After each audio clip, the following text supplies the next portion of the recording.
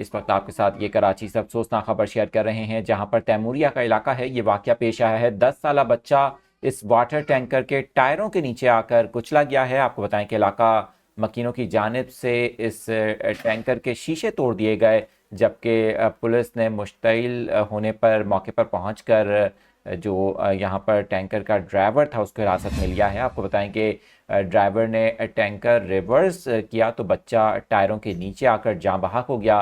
वाक़ये के बाद मुश्तइल अफराद ने टैंकर पर पथराव करके इसके शीशे तोड़ दिए, जबकि पुलिस ने ड्राइवर को हिरासत में ले लिया है। 10 साला बच्चा जिसका नाम साइम बताया जा रहा है। आपको बताएं कि वाटर टैंकर के टायरों के नीचे आकर वो कुचला गया। बताया जा रहा है कि जो साइम है वो टैंकर के अकब में वॉल से पानी भर रहा था जिस वक्त ये वाकया पेश आया है।